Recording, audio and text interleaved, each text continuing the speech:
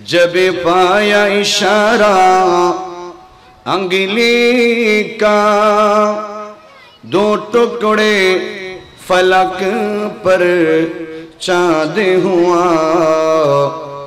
जब पाया इशारा अंगुली का, दो टुकड़े फलक पर चांद हुआ।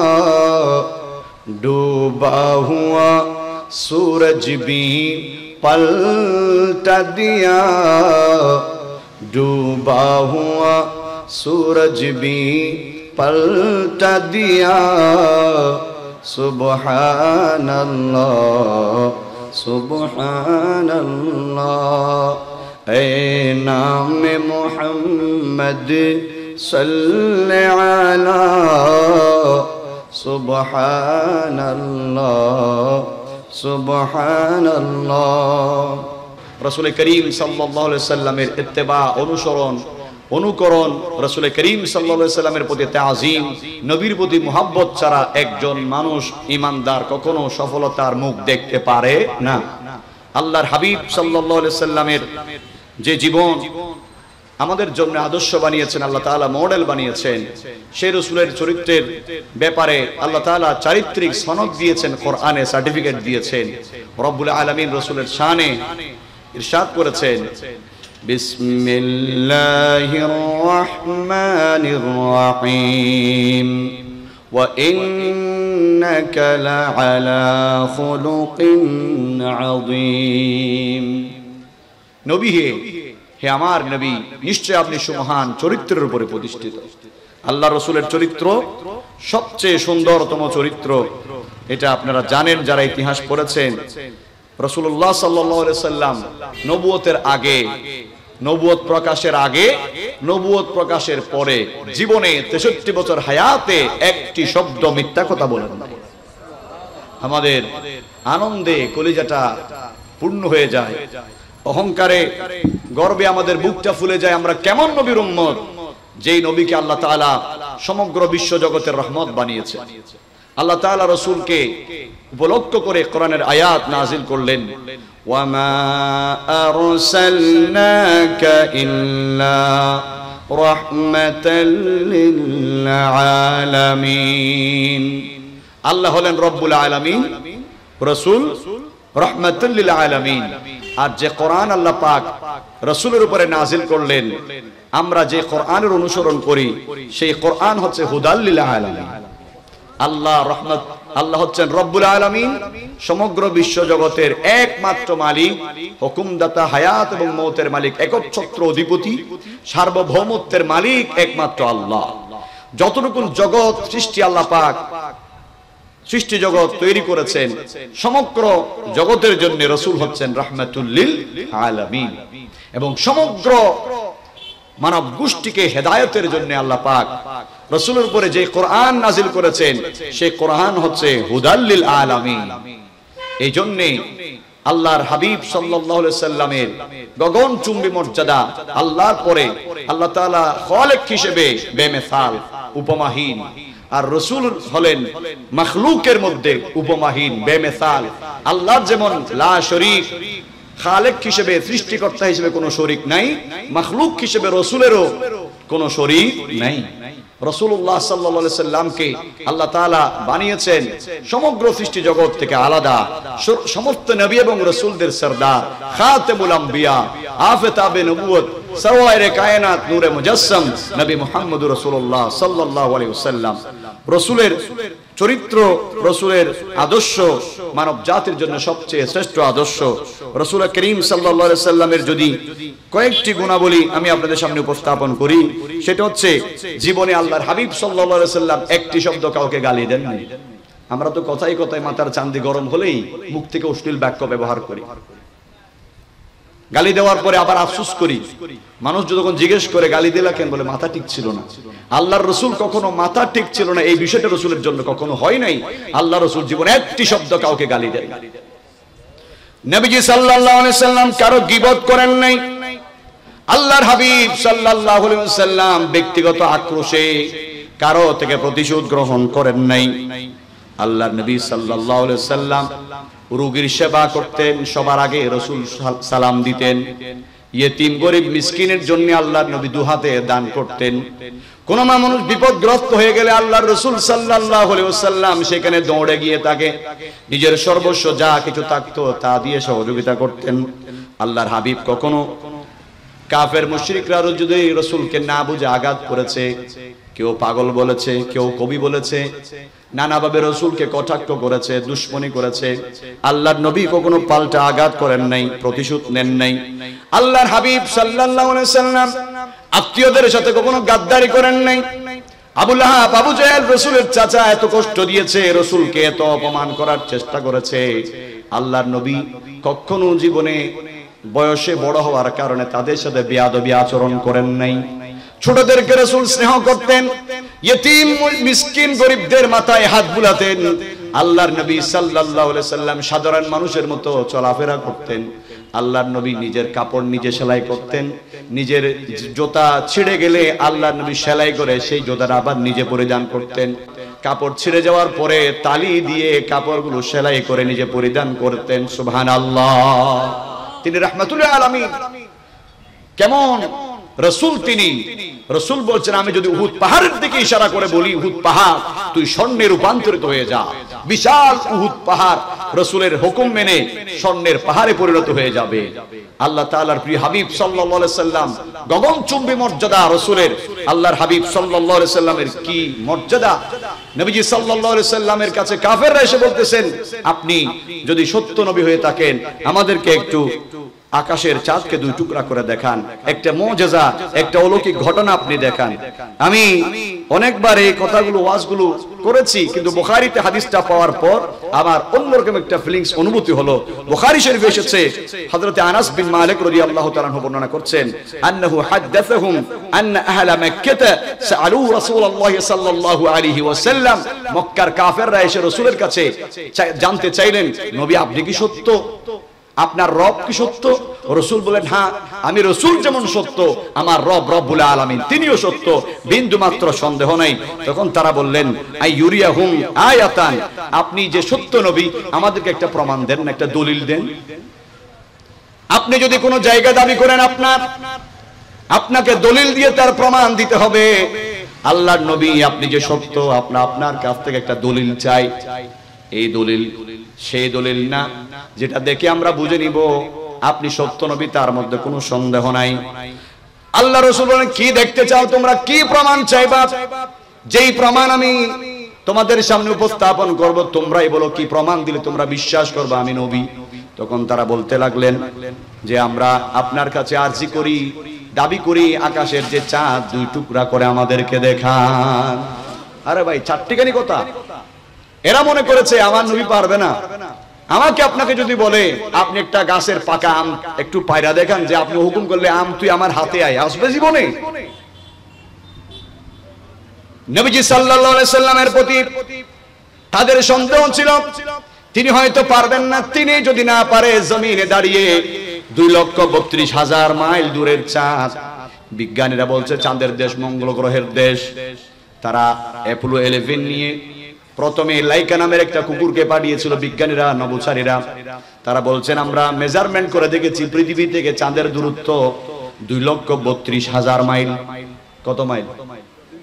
আমরা কবিতা পড়ি, বাঁশবাগানের মাথার উপর চাঁদ উঠেছে। ওই ভাইরে, ওইটা বাঁশবাগানের মাথার উপর ওঠে নাই, এটা 2,32,000 মাইল। চিন্তা করেছেন আপনি কখনো? 1 মাইল 2 মাইল নয়, 100 মাইল 200 মাইল নয়, 1000 2000 নয়, 2,32,000 মাইল।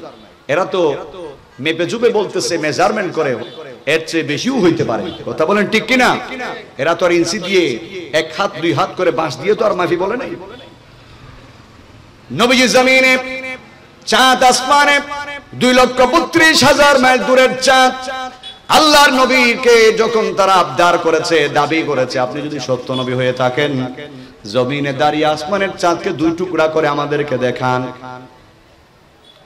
বিষয়টা অস্বাভাবিক, খারিকুল আদাত, মানুষের দিমাগে ধরবে না, বুঝে আসবে না এটা কেমন করে সম্ভব। তারা শুধু আবদার করেছে, দাবি করেছে, আমার আপনার নবী, নবিউল আম্বিয়া, ফিতাবে নবুয়ত, শাহিনশাহের রিসালাত, সাইয়্যিদুল আম্বিয়া ওয়াল মুরসালিন জমিনে দাঁড়ানো, কাফেররা চতুর্দিকে প্রমাণ দেখার জন্য উপস্থিত। যদি রাসূল দেখাইতে না পারে, সকলে মিলে রাসূলকে নিয়ে ঠাট্টা করব, ট্রল করব, বন্ড নবী কিসের নবী হইছস মিয়া, বেয়াদবি করব, গায়ে ধরে এখানে সবার সামনে বেইজ্জত করব। তারা জানে না আমার নবী যদিও জমিনে, তিনি মানুষের নবী না। 18,000 মখলুকাত, এমনকি চন্দ্র সূর্য আকাশে দাঁড়িয়ে আছে, চন্দ্র সূর্যের সাথে আল্লাহ তাআলা আমার রাসূলকে পরিচয় করাইয়া দিয়েছেন। হে চাঁদ, এটা শুধু জমিনে থাকবে, জমিনের নবী না, আমার সৃষ্টি জগৎ সকলের জন্য নবী করে, রাসূল করে, রাহমাতুল লিল আলামিন করে আমি আল্লাহ তাআলা পাঠিয়েছি। সুবহানাল্লাহ। সমস্ত সৃষ্টি জগৎ রাসূলের হুকুম মানে, আল্লাহ তাআলা রাসূলের অধীন করে দিয়েছেন। তারা দাবি উত্থাপন করেছে আমরা চাঁদ দুই টুকরা কেমনে হয় দেখব। আল্লাহর নবী তাদের জবান থেকে বাইর হইতে দেরি।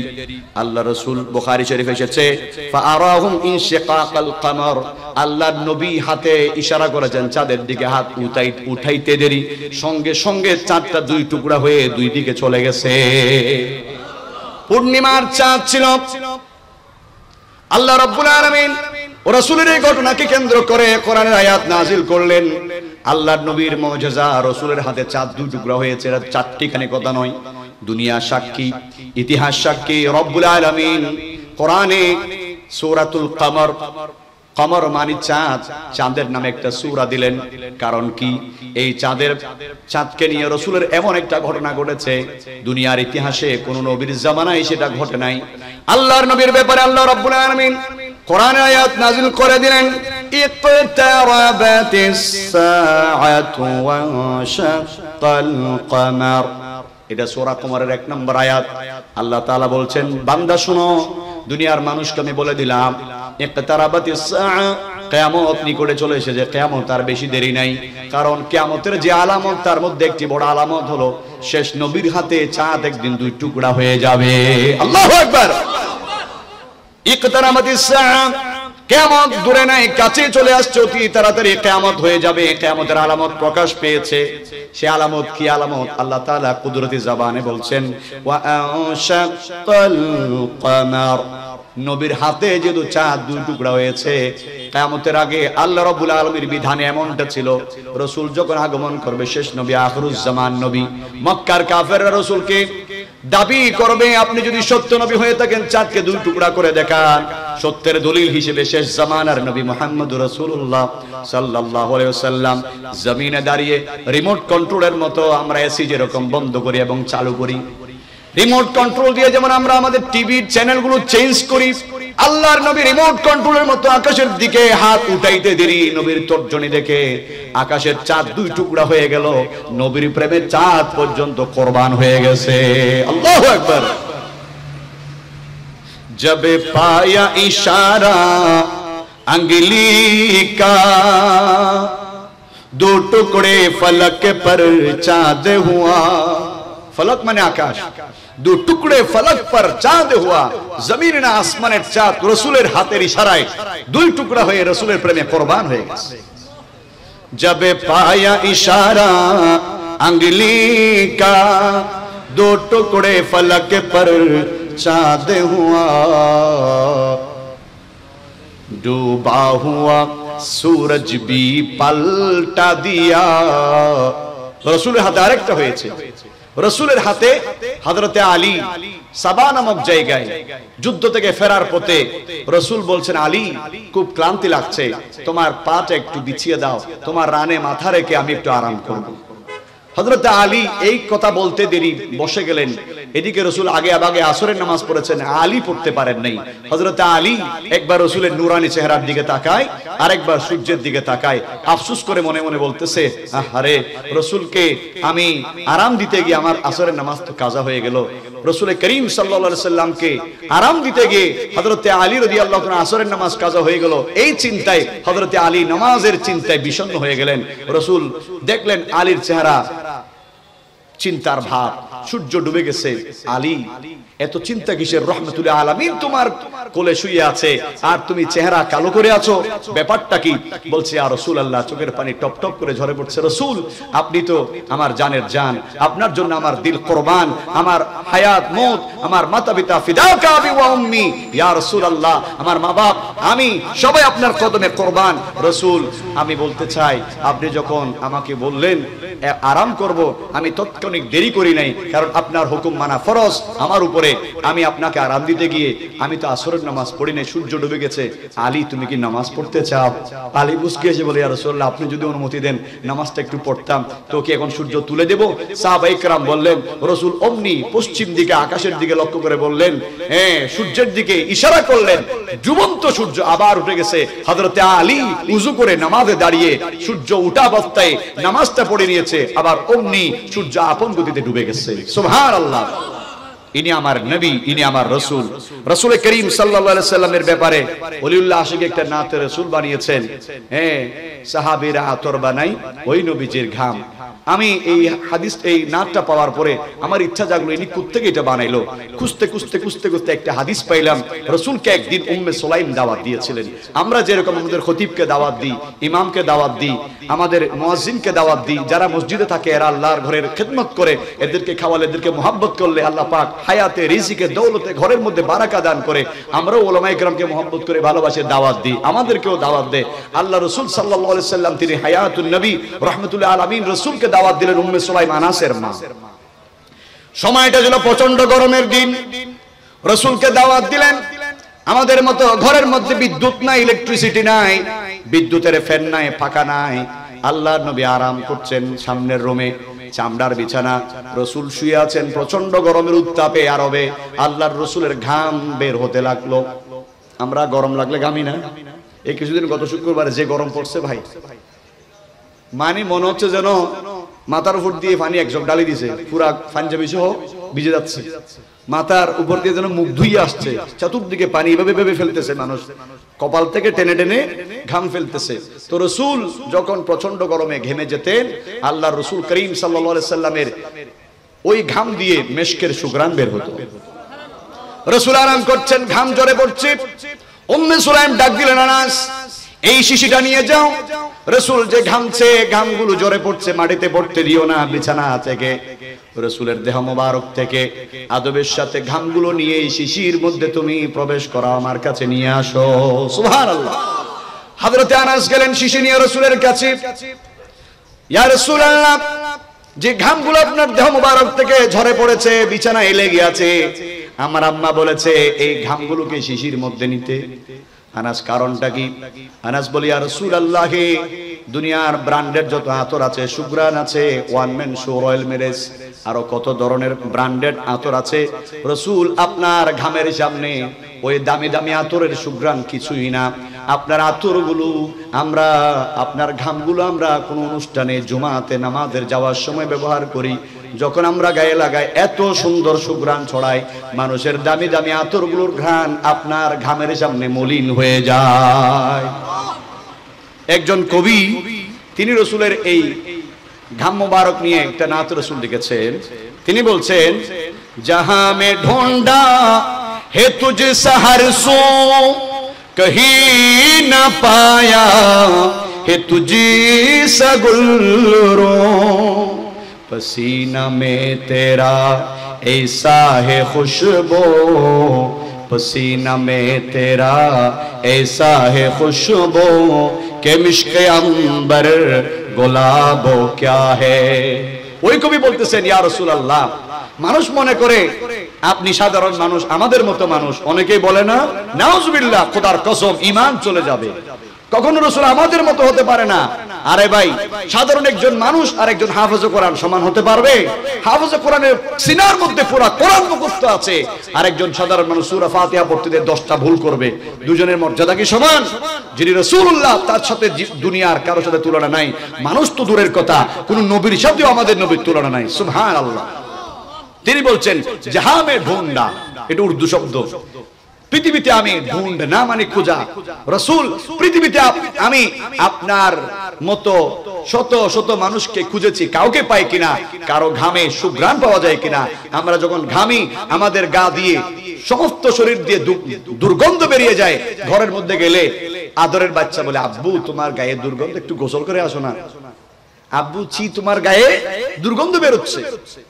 তাড়াতাড়ি গিয়ে আমরা ওয়াশ রুমে গেঞ্জিটা খুলে ভালো করে সাবান দিয়ে গোসল করে শ্যাম্পু টেম্পু দিয়ে তারপরে ঘামের দুর্গন্ধগুলো দূর করি। আর আল্লাহর রাসূল ঘামলে শরীর থেকে সুঘ্রাণ বেরিয়ে যায়। কেমন নবী আমরা পেয়েছি, আল্লাহু আকবার। जहां में ढूंढा है तुझसे हर सू, कहीं ना पाया है तुझसे गुलरो। এই পৃথিবীতে শত শত মানুষকে আমি আপনার মতো কাউরে পাই কিনা খুঁজেছি, কারণ অনেকেই বলে নবী আমার মতো। আমি দেখলাম হাজার মানুষকে পরীক্ষা করে দেখেছি, কারো গায়ে সুঘ্রাণ আমি পাই নাই। আতর লাগাইলে বের হয়, ঘন্টা খানিক পরে আবার দুর্গন্ধে পরিণত হয়ে যায়। কিন্তু রাসূল আপনি যখন ঘামেন, আপনার ঘামের ভিতরে পসিনা মে তেরা ऐसा है खुशबू, আপনার ঘামে এমন সুঘ্রাণ আল্লাহ পাক দিয়েছেন कि मिश्क अंबर गुलाब क्या है। আপনার ঘামের সামনে মিশক আম্বর গোলাপের সুঘ্রাণ ব্র্যান্ডেড আতর মলিন হয়ে যায়, আপনার সুঘ্রাণে সমস্ত জগৎটা ভরে যায়। সুবহানাল্লাহ।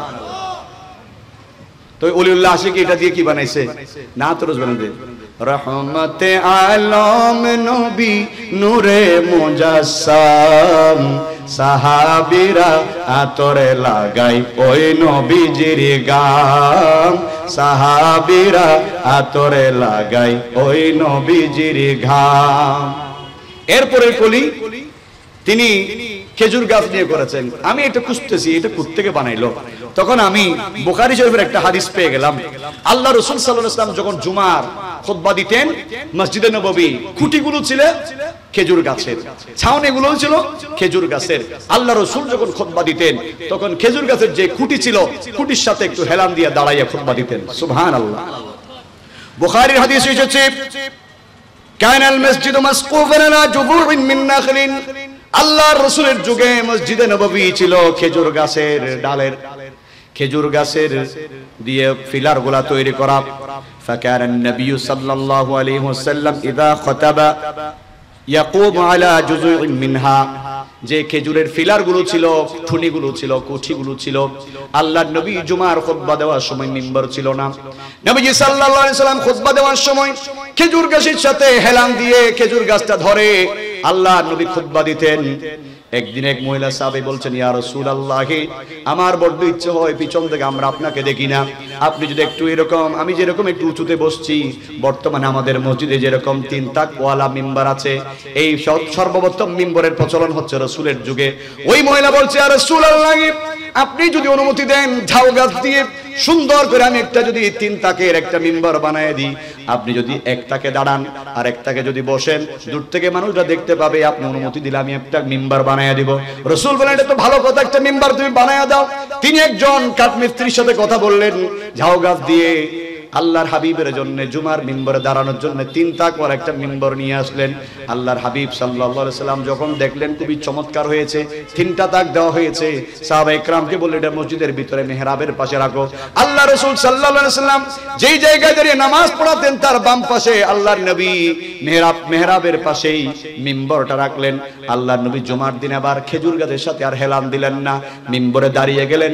খেজুর গাছটা রাসূলকে আর পাই নাই, রাসূল থেকে দূরে যাওয়ার কারণে রাসূলের প্রেমের বিরহে ওই শুকনা খেজুর গাছ দিয়ে আল্লাহ তাআলার পক্ষ থেকে আল্লাহর হুকুমে কান্নার আওয়াজ ছড়িয়ে পড়েছে। সুবহানাল্লাহ। সাহাবায়ে কেরাম বললেন, ফাসামি'না লিযালিকা ফালাম্মা সুনিয়া লাহুল মিম্বার, নবীর জন্য যখন জুমার দিনে মিম্বার তৈরি করা হলো, ওয়া কানা আলাইহি, আল্লাহর নবী মিম্বরের উপর দাঁড়িয়ে খুতবা দিলেন। ফাসামি'না লিযালিকাল জিজঈ সৌতান, আল্লাহ নবীকে না পেয়ে রসুলের আকর্ষণ পেতেন, রসুলের সঙ্গে স্পর্শ পেলেন ছোট্ট খেজুর গাছের কুটি। রসুলকে যখন আর পেলেন না, ওই ছোট্ট খেজুর গাছের ভিতরে মরা গাছ, তার ভিতরে প্রাণের সঞ্চার হয়েছে। আল্লাহ রসুলকে না পেয়ে ওই গাছ কান্না করতে লাগলেন।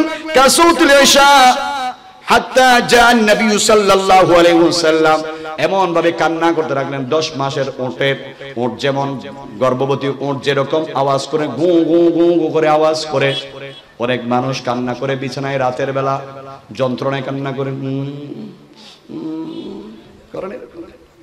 ওই খেজুর গাছ কান্না করতে লাগলেন। সাহাবায়ে কেরাম বলেন আমরা আশ্চর্য হয়ে গেলাম, একজন আরেকজনের দিকে তাকে কান্নার আওয়াজ করতে কে আসে, আমরা কাউরে খুঁজে পাইলাম না, সবাই দেখতেছি আপন আপন অবস্থানে আছে, কেউ কাঁদছে না, কিন্তু আওয়াজ করতে গে আসলো। কিছুক্ষণ পরে আমরা দেখতে পেলাম যেই মিম্বরে যেই রাসূল যে খেজুর গাছের সাথে হেলান দিয়ে খুতবা দিতেন, আল্লাহর রাসূলকে না পেয়ে রাসূলের প্রেমের বিরহে শুকনা খেজুর গাছ বাচ্চার মতো ডুকরে ডুকরে কাঁদতে লাগলেন। সুবহানাল্লাহ।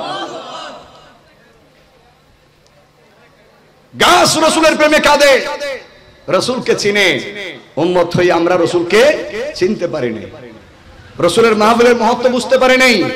মহত্ব বুঝলে আসর রাত থেকে এখানে লটারি দিয়ে এখানে টিকিট কিনতে হতো, এখানে ঢুকতে। কেমন দামি মাহফিল এটা যদি সম্বাদ জাহাদ আশরাফ আলীর হাটের মানুষরা বুঝতো, খোদার কসম এরা বলতো আমরা টিকিট কিনবো, এখানে মানুষরা আসার জন্য মাহফিলে আসার জন্য টিকিট বিক্রি করতে হতো। আমরা রাসূলের মাহফিলের মহত্ব গুরুত্ব বুঝতে পারি নাই। কথা বলেন ঠিক কিনা? সাহাবায়ে কেরাম বলছেন আল্লাহর নবী আশ্চর্য হয়ে গেলেন, সাহাবায়ে কেরাম আশ্চর্য হয়ে গেলেন। আল্লাহর নবী ওই খেজুর গাছের কান্না থামানোর জন্য খুতবা বন্ধ করে দিলেন। ফাজা হাত্তা জা আন-নবী সাল্লাল্লাহু আলাইহি ওয়াসাল্লাম ইলাইহি, ওই গাছের নিকটে রাসূল গেলেন। ফাওয়াদা ইয়াদাহু আলাইহা, আল্লাহর রাসূল নূরানি হাত ওই গাছের উপরে রাখলেন। ছোট্ট বাচ্চা, বাচ্চা কাঁদলে আমরা যেরকম মাথায় হাত বলে আর সান্ত্বনা দিই, বাপরে কাঁদিও না, আমি আছি, তোমার কান্নার কোনো কারণ নাই। আল্লাহ রাসূল কি যেন বলেছেন, গাছের সাথে কি কথা বলেছেন আমরা জানি না, রাসূল হাত দিয়েছেন কি বলেছেন আমরা জানি না। ফাসাকানাত, রাসূল হাত দেওয়ার সঙ্গে সঙ্গে ওই শুকনা খেজুর গাছের কান্না বন্ধ হয়ে গেল। কেমন রাসূল, যার জন্য শুকনা কাঠ রাসূলের জন্য কান্না করে। আল্লাহু আকবার। মুহাদ্দিসরা কেরাম বলছেন হয়তো এমন হয়েছে খেজুর গাছের কান্না থামাতে রাসূল বলেছেন, গাছ তুমি কেঁদো না, তুমি দুনিয়ার গাছ হতে পারো, আমি নবী যেহেতু তোমার সাথে টাচ লেগেছে, জুমার খুতবার সময় তোমার সাথে আমার সম্পর্ক হয়েছে, তুমি খেজুর গাছকে আমি জান্নাতে নিয়ে যাব। নবীর কি মুহাব্বত, কি প্রেম। ওলিউল্লাহ আশিকি বলছেন ওস্তনে হান্নানা একটি খেজুর গাছের নাম, যাকে ধরে খুতবা দিতেন রাসূল আকরাম, যাকে ধরে খুতবা দিতেন রাসূল আকরাম। উস্তুনে হান্নানা একটি খেজুর গাছের নাম, যাকে ধরে খুতবা দিতেন রাসূল আকরাম। গাছে নবীর বিরহে কাঁদিতে রহে, ওই গাছ নবীর বিরহে কাঁদিতে রহে। হতবাক হইলেন যত সাহাবায়ে কেরাম, হতবাক হইলেন যত সাহাবায়ে কেরাম। রহমতে আলম নবী নূরে মুজাসসাম, রহমতে আলম নবী নূরে মুজাসসাম। সাহাবীরা আতরে লাগাই ওই নবীজির গাম, সাহাবীরা আতরে লাগাই ওই নবীজির গাম। খোদার কসম রাসূল আমার মতো না, কারো মতো না, রাসূলকে বানিয়েছেন আল্লাহ পাক রাসূলের মতো। সুবহানাল্লাহ। এইজন্য আল্লামা রুমি মনে হয় কোন একজন কবি তিনি বলছেন, ইয়া সাহিবাল জামাল ওয়া ইয়া সাইয়্যিদাল বাশার মিন ওয়াজহিকাল মুনির লাকাদ নুবিরাল কমার। হে সমস্ত মানুষের সরদার, নবীদের সরদার, আপনার নূরানি চেহারার আলো চাঁদে পেয়েছে, চাঁদ আলোকিত হয়ে গেছে। সাহাবায়ে কেরাম বলছেন আল্লাহর নবীর চেহারা ছিল পূর্ণিমার চাঁদের চাইতে আরো বেশি সুন্দর। চাঁদের চেয়ে সুন্দর তুমি নবী আমার কামলিওয়ালা, চাঁদের চেয়ে সুন্দর তুমি নবী আমার কামলিওয়ালা। আম্মা জান আয়েশা আরেকটা হাদিস আমার মনে পড়েছে রাসূলের ব্যাপারে, তিনি বলছেন একদিন আমি কাপড় সেলাই করছিলাম, অন্ধকার রাত ছিল, ঘরের মধ্যে হঠাৎ করে বাতিটা নিভে গেল, তেল ফুরাই গেছে। এরই মধ্যে আমার হাত থেকে কাপড় সেলাই করার যে সুই ছিল, হঠাৎ করে সুইটা আমার অজান্তে হাত থেকে নিচের মধ্যে চট করে নিচে পড়ে গেল। আমি আয়েশা আধারের ভিতরে নিচে হাত দিয়ে হাতরাচ্ছিলাম। আতাই দেন কিছু একটা ছোট জিনিস করে দিলে আতাই চার আতত বাজেন হলুদ বাজেন। আম্মা জান আয়েশা বলেন আমি হাতাচ্ছিলাম, আঙ্গুলের সাথে হাতের সাথে আমার কাপড় সেলাইয়ের সুইটা লাগে নাকি পাইলাম না। আমি হতাশ হয়ে গেলাম, সুইটা আর আজকে পাবো না, সকাল হলেই পড়ে খুঁজে নেব। এমনি অবস্থায় রাতের বেলা আল্লাহ নবী বাহির থেকে ঘরের দরজা খোলা, রাসূল করিম সাল্লাল্লাহু আলাইহি সাল্লাম রুমের মধ্যে প্রবেশ করেছেন। সুবহানাল্লাহ। আল্লাহর নবী রুমের মধ্যে প্রবেশ করতে দেরি নবীজির নূরানি চেহারায় আনোয়ার থেকে এমন একটা নূরের ঝলক বেরিয়েছে, 1000 পাওয়ারের একটা ওয়াটের একটা লাইট যদি মেরে দেয় পুরা ঘরটা রুমটা যেরকম আলোকিত হয়ে যাবে, ফকফকা হয়ে যাবে। আল্লাহর নবীর চেহারায় মোবারক থেকে এমন একটা নূর বিচ্ছুরিত হয়েছে, ওই নূরের আলোতে আমার হাত থেকে পড়ে যাওয়া সুইটা আমি মুহূর্তের মধ্যে খুঁজে পেয়েছি। কেমন রাসূল আমরা পেয়েছি? রাসূল করিম সাল্লাল্লাহু আলাইহি সাল্লামকে পাথরে সালাম দেয়, গাছে সালাম দেয়, মক্কার গলি দিয়ে হেঁটে গেলে সারা দিন ওই মক্কার গলিতে সুঘ্রাণ বের হয়। সাহাবায়ে কেরাম বলছেন সকালবেলা যদি রাসূলের সাথে হাত মিলাই কেউ, সারা দিন ওই হাত দিয়ে মেশকের জান্নাতি সুঘ্রাণ বের হয়। বুখারীর হাদিস পেয়ে আমি আশ্চর্য হয়ে গেলাম। মুসলিম শরীফের হাদিসে বলছেন রাসূল করিম সাল্লাল্লাহু আলাইহি সাল্লাম, ইন্নী লা আরিফু হাজারান বিমাক্কাতা কানা ইউসাল্লিমু আলাইয়া মাদি ইস্তিমরারি। সব সময় একটা পাথর আমাকে ওই পথ দিয়ে আমি যাওয়ার সময় সালাম দিতেন। শুধু রাসূলকে মানুষ সালাম দিতেন না, চাঁদে, সূর্যই, পাথরে, গাছে, এমনকি চতুষ্পদ জন্তু রাসূলকে দেখলে রাসূলের মহব্বতে আর শ্রদ্ধায় রাসূলের সামনে ছোট্ট বাচ্চার মতো বিনয় অবনত হয়ে যেতেন। রাসূল বলছেন আমি যখন মক্কার নির্দিষ্ট একটা রাস্তা দিয়ে হাঁটতাম, আমার আপনার বাড়ি যাওয়ার একটা নির্দিষ্ট রাস্তা আছে, আমরা ওই রাস্তাগুলো ব্যবহার করি। রাস্তার জায়গায় জায়গায় মোড়ে মোড়ে অনেকগুলো গাছ আছে। আমিরপাড়া যাওয়ার সময় একটা বট গাছ, এদিকে যাওয়ার সময় এদিকে পাশে অনেকগুলো গাছ। আল্লাহ রাসূল বলেন আমি মক্কায় যাওয়ার সময় দুধু মরুভূমি, ওইখানে তো কোনো গাছ নাই, বড় বড় পাথর। ওই রাস্তা দিয়ে আমি যাওয়ার সময় একটা পাথরের কথা আমার মনে পড়ে, যখনই আমি ওই পাথরের সামনে দিয়ে যেতাম ওই পাথরটা জবান খুলে আমি রাসূলকে সালাম দিতে। এটা মুসলিম শরীফের হাদিস থেকে বলছি। তিনি বলছেন কাবলা আন উবাসা, আমি তো কোনো নবুয়তের প্রকাশ করি নাই, আমি রাসূলের রিসালাতের দাওয়াত দিই নাই, কালিমার দাওয়াত দিই নাই। ছোটবেলা থেকে আমি দেখতাম ওই পাথরটা যখনই আমি সামনে দিয়ে যেতাম ওই পাথরটা আমাকে সালাম দিন, আসসালামু আলাইকা ইয়া রাসূলুল্লাহ বলতেন। সুবহানাল্লাহ। এমন নবী আমরা পেয়েছি, সে রাসূল করিম সাল্লাল্লাহু আলাইহি সাল্লামের চরিত্র সুমহান চরিত্র। আমি এগুলো বলার পিছনে একটা কারণ হলো আমাকে একটা বিষয় দেওয়া হয়েছে রাসূল পাক সাল্লাল্লাহু আলাইহি সাল্লামের জীবনী। ভাই মহানবী সাল্লাল্লাহু আলাইহি সাল্লামের জীবনী একটা মহাসাগর। এই জীবনীগুলো আলোচনা করা শেষ করা কারো পক্ষে সম্ভব না, কিন্তু কিছু মুজিজাত যদি বলি আমাদের কলবটা আলোকিত হবে, নবীর মহব্বতে আমাদের হৃদয়টা পরিপূর্ণ হয়ে যাবে। রাসূলের প্রতি শ্রদ্ধা, মহব্বত, ভালোবাসা দিয়ে আল্লাহ পাক আমাদের কলিজাগুলোকে পরিপূর্ণ করে দিন বলে আমিন। আল্লাহ তাআলার প্রিয় রাসূল সাল্লাল্লাহু আলাইহি সাল্লাম এত বেশি সুন্দর চরিত্রের অধিকারী ছিলেন। রাসূলুল্লাহ সাল্লাল্লাহু আলাইহি সাল্লামের উপরে কোরআনের আয়াত নাজিল হলো, জাবলে নূর, গারে হেরা, গার মানে গুহা, হেরা পর্বতের গুহায় আল্লাহ রাসূলের উপরে যখন কোরআনের আয়াত নাজিল হলো, আল্লাহর নবী সাল্লাল্লাহু আলাইহি ওয়াসাল্লাম ওই হেরা পর্বতের গুহায় ধ্যানমগ্ন থাকতেন। আল্লাহর নবীর উপরে যখন কোরআনের আয়াত নাজিল হলো, রাসূলুল্লাহ সাল্লাল্লাহু আলাইহি সাল্লাম সর্বপ্রথম আম্মা জান খাদিজাতুল কুবরার কাছে আসলেন। রাসূলের বিবিগণ হচ্ছে আমাদের মায়ের মর্যাদা। সুবহানাল্লাহ। আল্লাহ তাআলা বলছেন ওয়া আজওয়াজুহু উম্মাহাতুকুম, এটা কোরআনের আয়াত। রাসূলের স্ত্রীগণ হলো তোমাদের মুমিনদের মা। এইজন্য বলে আমরা আম্মা জান আয়েশা, আম্মা জান খাদিজা, এই শিক্ষাটা আমাদেরকে কে দিয়েছেন? আল্লাহ। রাসূলকে আমাদেরকে আল্লাহ তাআলা শিখাই দিচ্ছেন রাসূল পিতার মর্যাদা। রাসূল পাক সাল্লাল্লাহু আলাইহি ওয়াসাল্লাম হচ্ছেন আমাদের শিক্ষকের মর্যাদা। একজন শিক্ষক যেমন মানুষকে অন্ধকার, কিছুই জানে না, অন্ধকার ছেলেকে আলোর পথ দেখায়, রাসূল করিম সাল্লাল্লাহু আলাইহি ওয়াসাল্লাম বলেন বুইতু মুআল্লিমান, আমি শিক্ষক হয়ে আগমন করেছি। বুইতু লিউতাম্মিমা মাকারিমাল আখলাক, চারিত্রিক সৌন্দর্যকে ফুটিয়ে তোলার জন্য, আদব শিক্ষা দেওয়ার জন্য আমি রাসূল দুনিয়াতে আগমন করেছি। সুবহানাল্লাহ। রাসূলুল্লাহ সাল্লাল্লাহু আলাইহি ওয়াসাল্লাম কোরআন আয়াত যখন নাযিল হলো, আল্লাহর নবী সাল্লাল্লাহু আলাইহি ওয়াসাল্লাম ঘরের মধ্যে চলে আসলেন। আল্লাহর প্রতি এত বেশি বিনয় নম্রতা ছিলেন আল্লাহ রাসূল, আল্লাহর হাবিব সাল্লাল্লাহু আলাইহি ওয়াসাল্লাম এই বিনয়ের কথা আম্মা জান খাদিজা রাদিয়াল্লাহু তাআলা আনহার কাছে প্রকাশ করলেন। লাকাদ খাশিতু আলা নাফসি, ওগো খাদিজা, আজকে আমার খুব ভয় লাগছে, আপনার আল্লাহ তাআলার পক্ষ থেকে মহান দায়িত্ব আমার উপরে আসতেছে, আমি এই দায়িত্ব পালন করতে পারবো নাকি? একজন যোগ্য মানুষ যত বেশি যোগ্য হবে তত বেশি তিনি বিনয় এবং নম্র হবে। কথা বলেন ঠিক কিনা?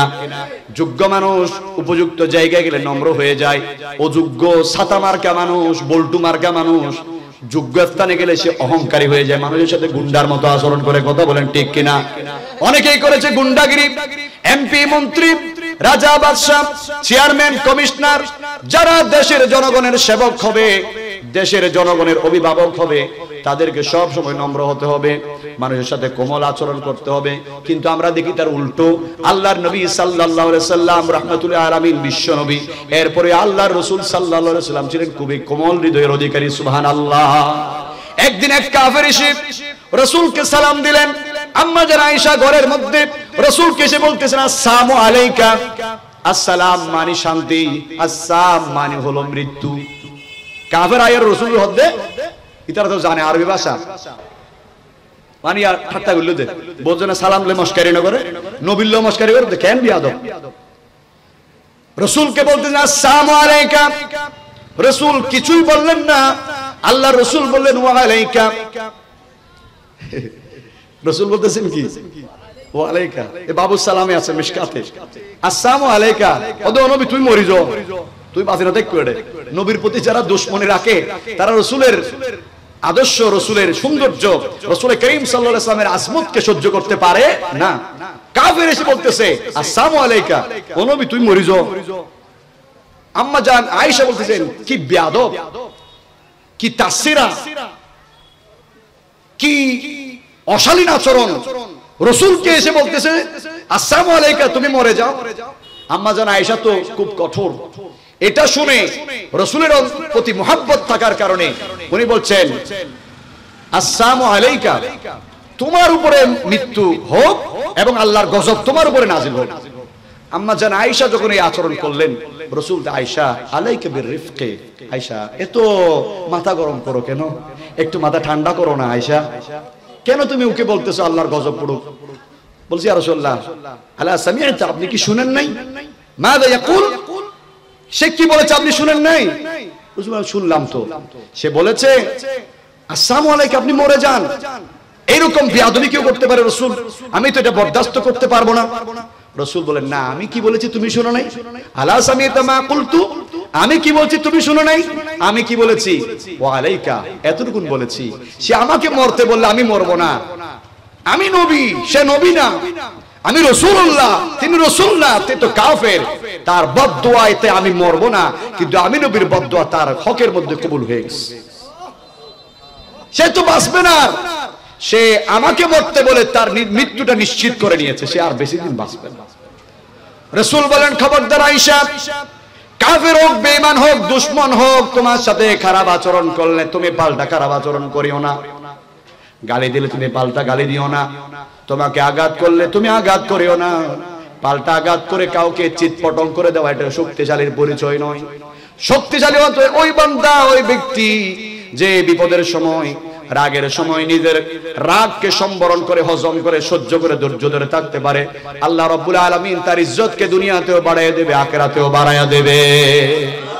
এই জন্যে মুরব্বিরা একটা কথা বলে যে সহে সেই রহে, এটা হাদিসের কথা। আপনি যদি সহ্য করেন, আপনাকে কেউ গালি দিয়েছে, অপমান করেছে, আঘাত করেছে, কিন্তু এত বেশি না, সামান্য আর কি, আপনি যদি সামান্য আঘাতটা একটু হজম করতে পারেন, বিচারটা যদি আল্লাহর দরবারে দিতে পারেন, যদি আপনি ভাগ্যবান হয়ে থাকেন, অবশ্যই দুনিয়াতে আপনার চোখের সামনে আল্লাহ পাক তার কি অবস্থা করে আপনি দেখেই যেতে পারবেন। আর যদি আপনি নাও দেখতে পারেন, দুনিয়া দেখবে যারা মানুষের উপরে জুলুম করেছে তাদের করুণ পরিণতি হয়েছে। আল্লাহ পাক জুলুমকে বরদাস্ত করে না, অন্যায় আচরণকে বরদাস্ত করেন না। এই জন্য রাসূল করিম সাল্লাল্লাহু আলাইহি সাল্লাম বলছেন, যখন তুমি ক্ষমতা পাবে, শক্তি পাবে, মানুষের উপরে জুলুম করবে না। ইত্তাকি দাওয়াতাল মাজলুম, মাজলুমের বদদুয়াকে ভয় করো। মাজলুমকে, যাকে আপনি আঘাত করলে সে পাল্টা আঘাত করতে পারে না, আপনি তাকে গালি দিলে সে আপনাকে পাল্টা গালি দিতে পারে না, কারণ সে দুর্বল, তার পক্ষে লোক নাই, সে তার দলের লোক নাই, তার ক্ষমতা নাই, তার শক্তি নাই, তার টাকা পয়সা নাই। আপনি তাকে গালি দিলে, চায়ের দোকানে তাকে যদি আপনি অপমান করেন, সে চোখ বুজে সহ্য করবে, চোখের পানি টলমল করবে। মসজিদে গিয়ে আল্লাহর দরবারে ফুফিয়ে ডুকরে কেঁদে উঠে বলবে, আল্লাহ আমি তো সইতে পারছি না, অমুক আমারে তো জুলুম করতেছে, আল্লাহ আমি এই বিচারটা তোমার আদালতে দিলাম। আল্লাহর আদালতে যখন কোন বান্দা বিচার দিয়ে দেয়, মামলা যদি আল্লাহর আদালতে চলে যায়, ওই বান্দার জালেমের আর রক্ষা নাই। এই জন্য রাসূল বলছেন, খবরদার, ইত্তাকি দাওয়াতাল মাজলুম, মাজলুমের বদদুয়া থেকে বেঁচে থাকবে। রাসূলকে বলা হলো, ইয়া রাসূলুল্লাহ কেন এত কড়া করে বলতেছেন কেন?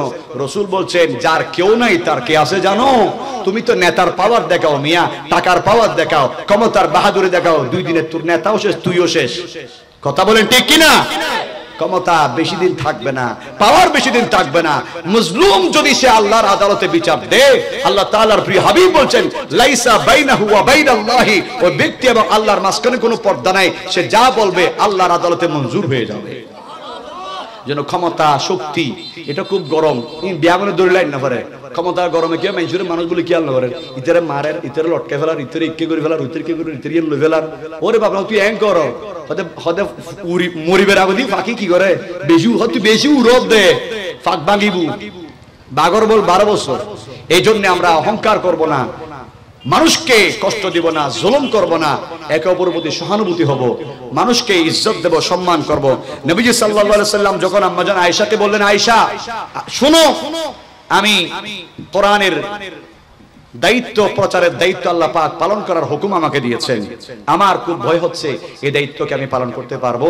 আম্মা জান খাদিজাতুল কুবরা বলছেন, কাল্লা ওয়াল্লাহি, বুখারীর হাদিস, খোদার কসম করে বলি ইয়া রাসূলুল্লাহি, অবশ্যই আপনি এই দায়িত্ব সঠিকভাবে, সুন্দরভাবে, সুচারুরূপে পালন করতে পারবেন। দায়িত্ব পালন করার যোগ্যতা, ক্ষমতা আল্লাহ তাআলা আপনি রাসূলকে অবশ্যই দিবেন, অবশ্যই আপনাকে ইজ্জত দিবেন আল্লাহ তাআলা। তার কারণ হিসেবে আমি 5টা জিনিস আপনার দেখেছি, 5টা গুণ আপনার ভিতরে আছে। শুধু আপনি নয়, আপনার অনুসরণে, আপনার উম্মতের মধ্যে যদি এই গুণগুলো থাকে, আল্লাহর কসম দিয়ে বলি, তাদেরকে আল্লাহ রাব্বুল আলামিন বেইজ্জত করবে না। শুনেন এই কথাগুলো। 1 নাম্বার, ইন্নাকা লা তাসিলুর রাহিম, আপনি আত্মীয়দের সাথে ভালো আচরণ করেন।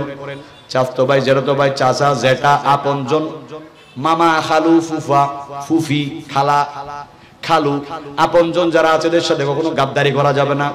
ইয়া তোরা গুরু ভাই, বড় ভাই লাড়ি লড়াই দেখো, তোরা যে তোর একদিন আজ আর একদিন তুই করলে বড় ভাই যে তোরা ট্যাং ভাঙে মারিয়ার তুই আয় শান্তি দে, এগুলো উচিত না, এগুলো দিয়ে কোনো সমাধান হয় না। আত্মীয়দের সাথে ভালো আচরণ করতে হবে, এটা রাসূলের সুন্নাত।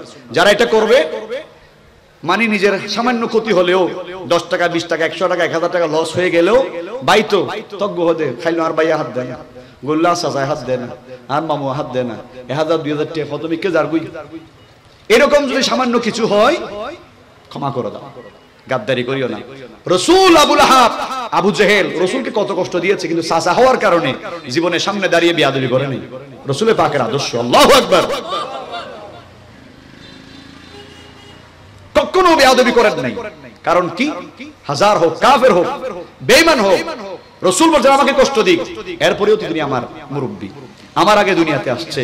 যদি আমি রাসূলুল্লাহ রাহমাতুল আলামিন, সবার আগে আল্লাহ পাক আমাকে বানিয়েছেন, কিন্তু বয়সে, দুনিয়ার হায়াতে, জাহেরি হায়াতে দিয়ে আমার একদিন উড়ে যাবে। রাসূল ইজ্জত দিয়েছেন, এই বিষয়টা অন্তরে যদি সেট করতে পারেন, কখনো চাচার সাথে, জেঠার সাথে বেয়াদবি করবেন না, বড় ভাইয়ের সাথে গাদ্দারি করবেন না। সামান্য ক্ষতি হলেও এটাকে একটু চোখ বুজে সহ্য করবেন। ক্ষতি করলে আপনার ভাই করতেছে, 1000 2000 টাকা, 5000 টাকা, 10000 টাকা হাই ফেলাইলো, ভাই এক হাত দে, আম ফারি হাই ফেলা দে, ভাই এক হাত দে, তো হোক আর কিনি হাই মুসিবত নেই তো হোক নি, আল্লাহ তার হাবক, সমস্যা নাই। আপনি যখন এটা করবেন, আল্লাহর স্পেশাল রহমতের দুয়ার আল্লাহ আপনার জন্য খুলে দিবে। 1000 টাকা আপনার ভাইয়ে, চাচাই, মামুতে, খালাতে, ফুফুতে খাবে, আল্লাহ পাক লক্ষ টাকার বারাকা আপনাকে দান করবে। এটা আপনি বুঝতেও পারবেন না। আম্মা জান আয়েশা বলছেন, ওয়ালা ওয়া তাহমিলুল কাল্লা, আপনি দুর্বলদের বোঝা বহন করেন, দুর্বলদের বোঝা বহন মানে হচ্ছে অসহায় দুর্বল মানুষ যারা তাদেরকে সাহায্য করা। ওয়া তাকসিবুল মা'দুম, আর আপনি অসহায় ইতিম মিসকিনকে সাহায্য করেন। আল্লাহর নবীর ঘরের মধ্যে খাবার, পাশেই প্রতিবেশী খেতে পারে না, ইতিম মিসকিন, আল্লাহর নবী দুহাতে খাবারগুলো নিয়ে তাদের ঘরে ঘরে পৌঁছে দিয়েছেন। রাসূল খাদিজা রান্না করতেছেন, আম্মা জান খাদিজাতুল কুবরা, রাসূল বলছেন একটু তরকারির ঝোল বাড়ায়া দাও।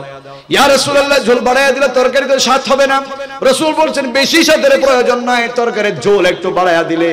গরিব গরিব অনেক প্রতিবেশী আছে, ছাগলের গোশতগুলো পেয়ালাতে ভরে আমি রাসূল নিজ হাতে তাদের দুয়ারে দুয়ারে পৌঁছায়া দিয়ে আসবো। আল্লাহু আকবার।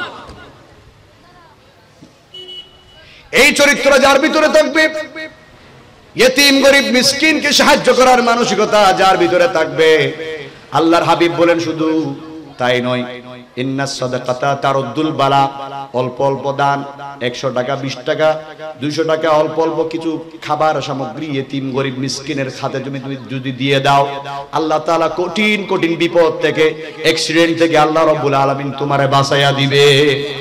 হঠাৎ করে শোনা গেল পাহাড়তলিতে একটা সিএনজির সাথে ট্রাকের সামনাসামনি সংঘর্ষ হয়েছে, 4 জন স্পট ডেথ মারা গেছে। হইছে না এরকম? ওই আমাদের নকশবন্দি মাজারের খাদেম, হ্যাঁ মমতাজ হুজুর জাগাত মারা গই, এটা আছে তোমার আর বন্ধু ইসিনেটে ফুয়া, ওই আথাড়া ফোরকান চিনিবেন, আথাড়া ওই দিকলেই চিনিবেন লাই গাড়ি এনদর গাদ্দ করে বিয়ে তো ক্লাবল উতারা দুজন মরে গই, ইবে বাসি কি ইবে গায় বিয়ে খাইয়ে রায় গই, তারা খবর দিই। তো ওনার হায়াত শেষ, এটা একটা বিষয়। দুই বাসলো কেমনে? নিশ্চয় আল্লাহ পাকের দরবারে কোন একটা আমল কবুল হয়েছে, কোন একটা সাদাকা কবুল হয়েছে, মৃত্যুর দুয়ার থেকে আল্লাহ পাক তাকে আবার ফিরতি দুনিয়া দান করেছে। এরকম অনেক দেখেছি ভাই, ট্যাঙ্ক ভেঙে 2 টুকরা হয়ে গেছে, গাড়ি অ্যাক্সিডেন্টে 10 জন মারা গেছে। আরেকজন বলছে ভাই আমার কিছু হয় নাই, এদিকে একটা লোহা ঢুকছিল, এদিকে গায়ের সাথে বেজে কাপড় শুদ্ধ ছিঁড়ে এদিকে চলে গেছে, যদি এটা বরাবর পিঠের নিচে পড়তো তাহলে আমি জায়গায় শেষ। কথা বলেন ঠিক কিনা? এরকম বড় বড় বিপদ থেকে আল্লাহ পাক বাঁচায়া দিবে যদি আপনি সাদকা করেন, দান করেন, গরীব মিসকিনের জন্য সাহায্যের হাত বাড়িয়ে দেন। এই রহস্য যারা বুঝবে দুনিয়াতে তারা ইজ্জতের মালিক হবে, মওতের পরে আল্লাহর জান্নাতের মেহমান হবে।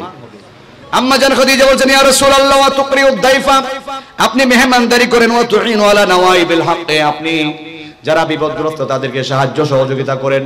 এই চরিত্রগুলো যার ভিতরে থাকবে, আল্লাহর হাবিব সাল্লাল্লাহু আলাইহি সাল্লাম ইরশাদ করেন দুনিয়াতে তাকে আল্লাহ ইজ্জত দেবে, মওতের পরে আল্লাহ রাব্বুল আলামিন জান্নাতের মেহমান বানাবে।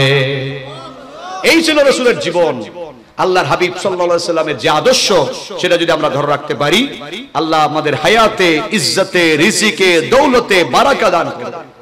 এজন্য আপনারা রাসূল করিম সাল্লাল্লাহু আলাইহি সাল্লামের জীবনীকে স্টাডি করার পাশাপাশি যতটুকু ওয়াজ আমরা শুনবো, আমলের নিয়তে শুনবো, তখন কলবের মধ্যে নূর পয়দা হবে। ইয়া তো ওয়াজ ফতিনর, আর আমরা বক্তা, বড় বক্তা মনে করি, গাড়ি হাঁকাইয়া আসলে 4-5 জনে 10-30টা 50টা মোটরসাইকেল দিয়ে, হ্যাঁ তাকবীর দিয়ে দিয়ে পুরো রাস্তা খবর করে ফেলবে, তারপর আয়েরে সিল্লেবু, গান গাইবু, আছে কোরআনের হতা নাই, হাদিসের হতা নাই, রাসূল পাক সাল্লাল্লাহু আলাইহি জীবনী নেই, শুধু ফালাইবু, খতম ফরফরুজ খতম খতম গজল গাইবু, অব্বা আব্বা হদিবা বহুত গরম বক্তা। আমরা যখন এই ওয়াইজগুলো করি হদি বক্তব্যে ঠান্ডা মেকে সবাই ঠান্ডা দেও, গরমের ওয়াইজ কি আবার? রাসূল পাক সাল্লাল্লাহু আলাইহি ওয়াসাল্লামের যে শিক্ষা আদর্শ, সেটা বলার নাম হচ্ছে ওয়াজ। একটা হচ্ছে ওয়াজ, একটা হচ্ছে আওয়াজ। আমি যতক্ষণ যেগুলো বললাম এগুলো কি ওয়াজ। এই ওয়াজ মানে হচ্ছে কল্যাণ কামনা করা, যেগুলো মানুষের চরিত্র পরিবর্তন হবে, যেগুলো করলে পরে আল্লাহর রহমত নাজিল হবে, যেগুলো জীবনে আমল করলে পরে গুনাহ মাফ হয়ে যাবে, আমলনামা সাফ হয়ে যাবে, ওই বান্দা আল্লাহর প্রিয় বান্দা হয়ে যাবে, মরার আগে আল্লাহর ওলি হয়ে যাবে। এগুলোর নাম কি? ওয়াজ। আর যেগুলো চিল্লাই, বক্তা কি হর বক্তাইও হইতে পারে, শ্রোতা কি উনের শ্রোতাইও হইতে পারে, বহুত কোন এর বেম কুট কুট কুট কুট আসের এন্ডেন কি এনের কৌতুক দেহার বানি আসি বেলা যদি ওয়াইজ নাম করে দই তো কৌতুক চাইলি কি আর কে যারা কৌতুক ববের কৌতুক চাইলে আরো ভালো ওয়াইজ ইন। এই জন্য কোরআন হাদিসের কথাগুলো হৃদয় দিয়ে শ্রবণ করার চেষ্টা করবেন। আল্লাহ আমাদের কলবগুলোকে নুরানি করে দিন বলে আমিন। আমাকে আরেকটা বিষয় দেওয়া হচ্ছে নামাজের বিষয়। নামাজ তো 5 ওয়াক্ত। কয় ওয়াক্ত? 5 ওয়াক্ত। এই নামাজ মুমিন জীবনের শ্রেষ্ঠ ইবাদত। এই নামাজ প্রাপ্তবয়স্ক হওয়ার পর থেকে দৈনিক 5 বার। কয়বার? 5 বার। নামাজ হচ্ছে ফরজে আইন। নামাজ যে অস্বীকার করবে সেই নিরেট কাফের হয়ে যাবে। নামাজ যদি কেউ তরক করে, নামাজ না পড়ে বেনামাজি, মুসলমান দাবি করার কোনো অধিকার নাই।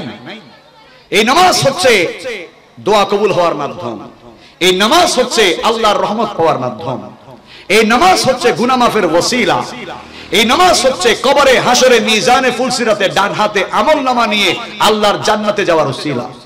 এই নামাজ হচ্ছে মুমিনদের জীবনের শ্রেষ্ঠ ইবাদত। কিয়ামতের দিন সর্বপ্রথম নামাজের হিসাব আল্লাহ পাক রব্বুল আলামিন নেবেন। বান্দার যত আমল আছে সমস্ত আমলের মধ্যে সর্বশ্রেষ্ঠ ইবাদত হলো নামাজ। বুখারী শরীফের হাদিস, আব্দুল্লাহ ইবনে মাসউদ রাদিয়াল্লাহু তাআলা আনহু বর্ণনা করেন, ইয়া রাসূলুল্লাহ সাল্লাল্লাহু আলাইহি ওয়াসাল্লাম, হে আল্লাহর নবী সাল্লাল্লাহু আলাইহি ওয়াসাল্লাম, আপনার কাছে জানতে চাই, আইয়ুল আ'মালি আফদালু ইলাল্লাহ, আল্লাহ তাআলার কাছে কোন আমলটা সবচেয়ে বেশি পছন্দনীয়, সবচেয়ে বেশি ফজিলতপূর্ণ কি আমল? আমরা নামাজ পড়ি, রোজা রাখি, দান সদকা করি, জিকির করি, ভালো কাজ করি, যত রকমের ভালো কাজ আছে সব ভালো কাজের মূল হলো নামাজ। আল্লাহর হাবিব বললেন, as-salatu li waqtiha, নামাজ এটা সময় হওয়ার সঙ্গে সঙ্গে আদায় করা মুমিন জীবনের সবচেয়ে পছন্দনীয় আল্লাহর কাছে আমল। মুমিনের জন্য যত আমল আছে বহুত বালা মারানো করি, দান করির, সদকা করির, মাদ্রাসা টিয়াদির, মসজিদ টিয়াদির, মাহফিল উতার, মাহফিল সাজার, বহুত কিছু করে গেলেন, কিন্তু নামাজ নাই, ওই বালা হাবিনের আর দাম নাই। তাহলে কিয়ামতের ময়দানে সর্বপ্রথম আল্লাহ পাক হিসাব নেবে নামাজের। অনেক লম্বা হাদিস, রাসূলুল্লাহ সাল্লাল্লাহু আলাইহি ওয়াসাল্লাম বলছেন, মুমিন জীবনে যত ইবাদত আছে সমস্ত ইবাদতের মধ্যে সর্বশ্রেষ্ঠ ইবাদত হলো নামাজ। যে বান্দা নামাজ পড়বে না ওই বান্দা মুমিন দাবি করার কোনো অধিকার রাখে না। মুসলিম শরীফের হাদিস, রাসূলুল্লাহ সাল্লাল্লাহু আলাইহি ওয়াসাল্লাম ছোট্ট একটি কথার ভিতরে অনেক বড় কথা বলেছেন, সেটা হচ্ছে মান তারাকাস সালাতা মুতাআম্মিদান ফাকাদ কাফার, যে আল্লাহর বান্দা ইচ্ছা করে নামাজে যায় নাই, নামাজ পড়ে নাই, মসজিদে যায় নাই, নামাজ চলতেছে, আজান হয়েছে, চায়ের দোকানে বসে বসে সিনেমা দেখতেছে, আড্ডা মারতেছে, খেলার মাঠে খেলা দেখতেছে, সে গাড়ি চালাইতেছে, ঘরের মধ্যে বসে আড্ডা মারতেছে, নামাজ আজান হয়েছে, মুসলমানরা ইমানদার মুমিন বান্দাগুলো মসজিদে চলে গেছে, কিন্তু সে মসজিদে যায় নাই, নামাজ পড়তে দাঁড়ায় নাই, ঘরেও পড়ে নাই, মসজিদেও পড়ে নাই, ইচ্ছা করে নামাজ তরক করেছে, আর বলতেছে নামাজ পড়ে কি হবে, নামাজ পড়ে কি লাভ হবে, অনেক তো পড়ছি, আগে যেগুলা পড়ছি এগুলোর খবর নাই, নতুন নামাজ পড়ে আর কোনো লাভ নাই। এরকম লোক আছে না নাই? হয়তো হাক্কু নামাজ না পড়বে, দূর ওটা হয়তো তুই পারবো, হয়তো কি আপ কাইলে গরম করে দিলে, হয়তো বহুত নামাজ পড়ছি, হয়তো হ্যাঁ নামাজই পড়ে কোনো লাভ নয়, আগে পড়ছি কোনো খবর নাই, নতুন করে আর কি নামাজ পড়ছু। নামাজকে নিয়ে যদি সে বিন্দু মাত্র কটূক্তি করে সঙ্গে সঙ্গে সে বেঈমান হয়ে যাবে, অতীত জীবনের সমস্ত আমলগুলো বরবাদ হয়ে যাবে, নতুন করে কালিমা পড়ে আবার মুসলমান হতে হবে। আর যদি সে বলে না নামাজ তো বাদি ফজুম, নামাজ বহুত বড় ইবাদত, মুসলমান আল্লাহ নামাজ তো ফরজ, ফরজ না করিব না, আইন নফরিদ বাদ, আমি বহুত বড় গুনাহগার, নিজে গুনাহগার এটা স্বীকার করতেছে কিন্তু নামাজ পড়ে না, ওই ব্যক্তি কি শরীয়তের দৃষ্টিতে ওই ব্যক্তি হচ্ছে ফাসিক। ফাসিক মানে মুরতাকিবুল কাবায়ের, শরীয়তের ভাষায় বলা হয় কবিরা গুনাহগার। সে যদি তওবা না করে মারা যায় এটার কারণে সে জাহান্নামে যাবে, নির্দিষ্ট শাস্তি ভোগ করার পর ঈমান থাকলে একদিন না একদিন কোথায় যাবে? জান্নাতে যাবে। যদি নামাজকে ঠাট্টা করে বিদ্রূপ করে চিরস্থায়ী জাহান্নামী, কাফের বেঈমান যেরকম ওই বেনামাজি ওই রকম, যদি নামাজকে নিয়ে বিদ্রূপ করে তওবা করতে হবে। রাসূল করিম সাল্লাল্লাহু আলাইহি ওয়াসাল্লাম ইরশাদ করেছেন, আল ফারকু বাইনাল আবদি ওয়াল কুফরি তারকুস সালাত, একজন মুসলমান আল্লাহর বান্দা আর একজন কাফের, দুজনের মধ্যে পার্থক্য হলো ইমানদার মুসলমান সে 5 ওয়াক্ত নামাজের আজান হলে নামাজে দাঁড়িয়ে যাবে, মসজিদে কিংবা ঘরে, যেখানে সুযোগ পাবে নামাজটা আদায় করে নেবে। আর কাফের বেঈমান যে আল্লাহকে বিশ্বাস করে না, পরকালকে বিশ্বাস করে না, ওই বান্দা একজন বিধর্মী যে অন্য ধর্ম পালন করে, ফজরের আজান দিল নাকি জোহরের আজান দিল নাকি আসর মাগরিবের আজান দিল তার দরকার নেই, ফজরের মধ্যে ঘুমে, জোহরের সময়ে সে তার কাজে, আসরের সময়ও কাজে, বলে তুমি নামাজ পড়বে না, বলে আমি তো মুসলমানও না, কারে নামাজ পড়তে বলো? হয়তো আর দেখতে তো মুসলমান ডেলার হয়তো নাও বা আই বলবো বহুত দেখি দিলে মানুষ দাঁড়িয়ে আছে, কি সুন্দর চেহারা, আসসালামু আলাইকুম, হুজুরি বেন্দু, হিন্দু ইমারার ভাই, হিন্দু ভাই, এদেরকে কটাক্ষ করবেন না, এরা আদম আলাইহিস সালামের সন্তান, আল্লাহর বান্দা, কাফির আর কি, অন্য ধর্মের অবলম্বী। আল্লাহ যদি তাকে হেদায়েত করে, হয়তো কোনো একদিন সে ঈমানি দৌলত লাভ করবে, তার জন্য মনে মনে দোয়া করবেন। হিন্দু ভাই হোক, তার কাছে গেছেন, বাজার করছেন, মনে মনে তার জন্য দোয়া করে দিবেন, আল্লাহ তারে তুমি জান্নাতের পথ দেখাও, হেদায়েত নসিব করো। এই দোয়াটা হয়তো যদি কবুল হয়ে যায় তো ভালো, কবুল না হলেও ভালো, কবুল না হলে আপনি সওয়াব পাবেন, কবুল হলে তো আপনি তার উসিলে আপনি জান্নাতি হয়ে যাবেন। সুবহানাল্লাহ। এজন্য হিন্দু বুদ্ধ এদেরকে ঘৃণা করবেন না, অন্য ধর্মের মানুষ হোক, সে তো একজন আল্লাহর বান্দা, মানুষকে সম্মান করবেন মানুষ হিসেবে। নবীজি সাল্লাল্লাহু আলাইহি ওয়াসাল্লাম এবার সাহাবায়ে কেরামকে লক্ষ্য করে নামাজের ফজিলত বর্ণনা করতেছেন। মনোযোগ আছে আপনাদের, এদিক সেদিক তাকাবেন, আপনারা হাঁটাহাঁটি করবেন না, কথা শেষ, আলোচনা শেষের দিকে। আল্লাহর হাবিব সাল্লাল্লাহু আলাইহি ওয়াসাল্লাম নামাজের ফজিলত বর্ণনা করছেন, মনোযোগ দিয়ে কান খাড়া করে শুনেন। আবু হুরায়রা রাদিয়াল্লাহু তাআলা আনহু হাদিস বর্ণনা করছেন, সামিআতু রাসূলুল্লাহ সাল্লাল্লাহু আলাইহি ওয়াসাল্লাম ইয়াকুল, আল্লাহর নবী রাহমাতুল আলামিন বিশ্বনবী হুজুর মুহাম্মদ মুস্তাফা সাল্লাল্লাহু আলাইহি ওয়াসাল্লাম কে নূরানি জবানে আমি আবু হুরায়রা বলতে শুনেছি। কত সুন্দর রাসূল বলেছেন।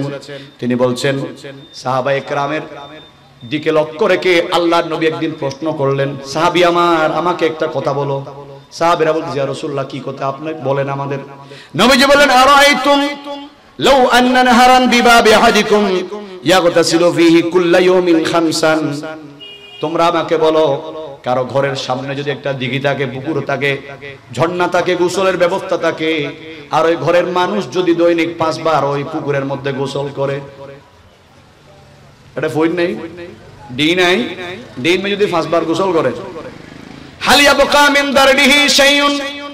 নবীজি প্রশ্ন করলেন সাহাবায়ে কেরামকে, আমার সাহাবী তোমরা বুদ্ধি দিয়ে উত্তর দিবা, বিচক্ষণ বুদ্ধিমান তোমরা, আমাকে বলো যদি 5 বার গোসল করে তার শরীরে কোনো ময়লা থাকবে নাকি? সাহাবায়ে কেরাম চিন্তা করার দরকার নাই, ক্বালু সঙ্গে সঙ্গে বলেন, ইয়া রাসূলুল্লাহি লা ইয়াবকা মিন দারবিহি শাইউন, পুকুরের মধ্যে যদি গোসল করে হাতে পায়ে ময়লা থাকলে সাফ হবে, নাপাক শরীর হলে পাক হবে, গায়ে ঘামের দুর্গন্ধ থাকলে দূর হবে, ওই বান্দার শরীরটা ফ্রেশ হয়ে যাবে, সমস্ত ক্লান্তি দূর হয়ে যাবে। রাসূল বলছেন, তোমরা তো খুব বিচক্ষণ, তোমরা তো খুবই বুদ্ধিমান। এই গোসল করলে যেরকম শরীরের বাহিরের ময়লাগুলো চলে যায়, হাতে পায়ের ময়লাগুলো সাফ হয়ে যায়, নাপাক শরীরটা পাক হয়ে যায়, এটা তো বুঝো।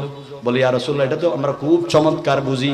আল্লাহ রাসূল বললেন, শুনো আমার সাহাবীরা, দুনিয়ার মানুষ কিয়ামত পর্যন্ত যারা আসবে, আমি আল্লাহ রাব্বুল আলামিনের পক্ষ থেকে আমার উম্মতের জন্য যে 5 ওয়াক্ত নামাজ মেরাজের রাতে নিয়ে আসছি, এই নামাজ জিবরাইলকে দিয়ে আল্লাহ তাআলা দুনিয়াতে পাঠায় নাই, আমি গিয়ে আল্লাহর আরশে আজিম থেকে আল্লাহর পক্ষ থেকে নিয়ে আসছি। এত বড় ইবাদত আসসালাতু মিরাজুল মুমিনিন, এই নামাজ হচ্ছে আল্লাহর সাথে দেখা করার, সাক্ষাৎ করার মাধ্যম।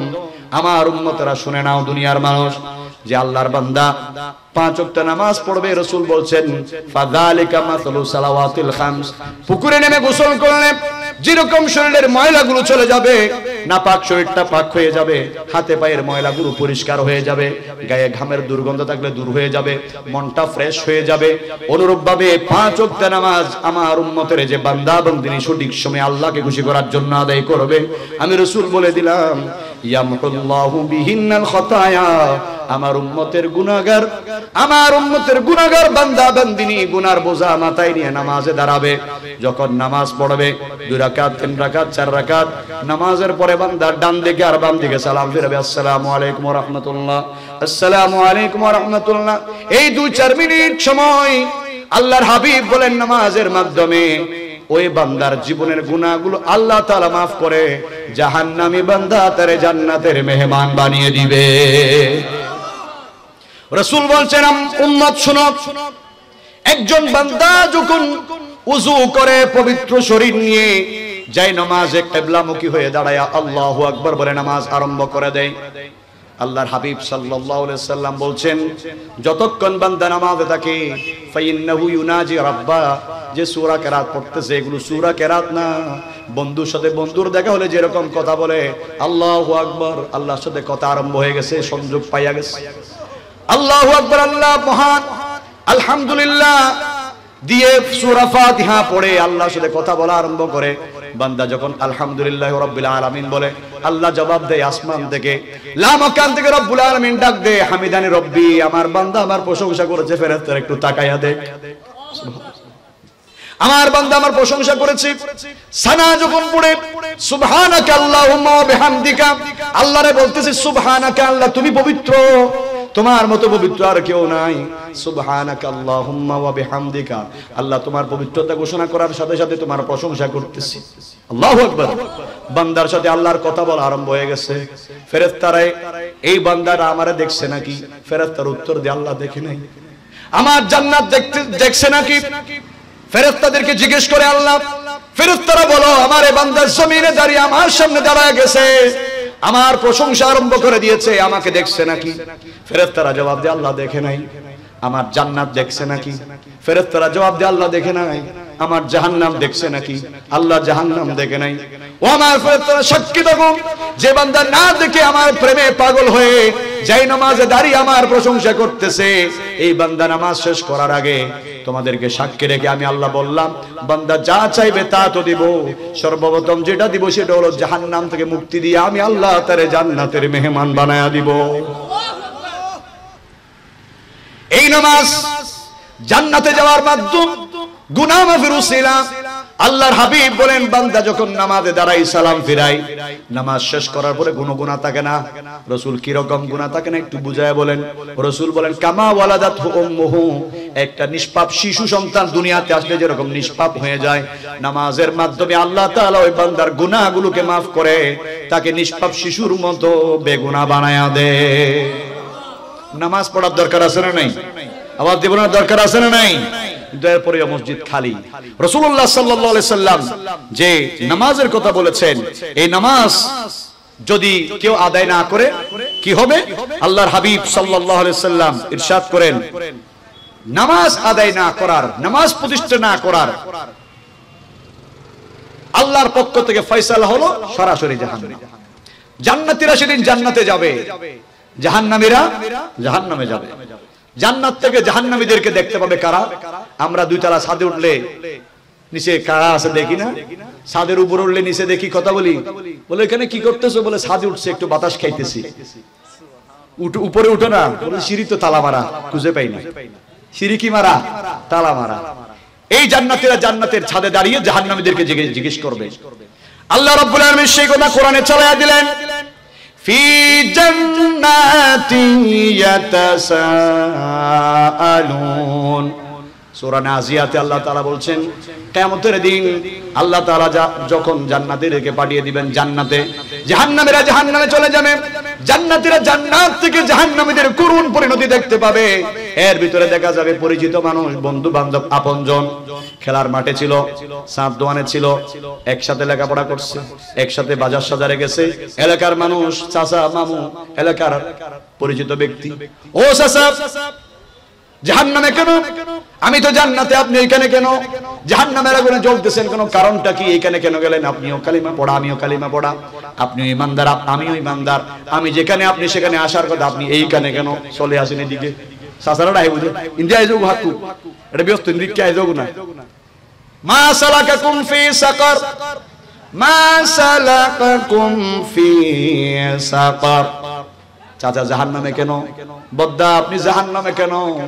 ক্বালু, জাহান্নামীরা বলবে, লাম নাকু মিনাল মুসাল্লিনা ওয়া লাম নাকু নুতি'মুল মিসকিন। ওয়া মনোযোগ ঠিক আছে না? রব্বুল আলামিন বলছেন জাহান্নামীরা সেদিন বলবে, আমরা জাহান্নামে আসার কারণ হলো একটা, লাম নাকু মিনাল মুসাল্লিন, মসজিদে আজান হয়েছে, আমরা খেলার মাঠে খেলা দেখতেছি, খেলা দেখতে দেখতে আরেকটু দেখি আরেকটু দেখি আসর কাজা হয়ে গেছে, চায়ের দোকানে বসে আড্ডা দিচ্ছিলাম, আজান হয়েছে বাজারের মসজিদে, একজনের একটা চলো নামাজ পড়ে আসবো, বলে তুই যা আমি আসবো, গল্প করতে করতে আসর চলে গেছে, মাগরিবও চলে গেছে। তারা বলবে আমরা জাহান্নামে আসার কারণ হলো নামাজেরা যখন নামাজে গেছে, আল্লাহর পক্ষ থেকে যখন আল্লাহ রাব্বুল আলামিন নামাজের জন্য মসজিদ থেকে ডাক দিয়েছে, আমরা মসজিদে যাই নাই, খেলার মাঠে, ঘরে বাইরে, রাস্তাঘাটে অহেতুক সময় নষ্ট করেছি, আল্লাহর জমিনে দাঁড়িয়ে আল্লাহর আলো বাতাস গ্রহণ করে আল্লাহর নাফরমানিতে লিপ্ত হয়ে জীবনটাকে বরবাদ করে দিয়েছি। আফসোস করবে, কিন্তু এই আফসোস কোনো কাজে আসবে না। আল্লাহ তাআলা বলছেন মানুষ যে জাহান্নামে যাবে, মুসলমান ইমানদার যে জাহান্নামে যাবে, তার মধ্যে দুটি কারণ সবচেয়ে বড়। একটি হলো নামাজ না পড়া, আর একটি হলো ওয়ালাম নাকুনু তুইমুল মিসকিন, ইয়তীম মিসকিন গরীব অসহায় অভাবী যারা আছে আমরা তাদেরকে খেতে দিই নাই।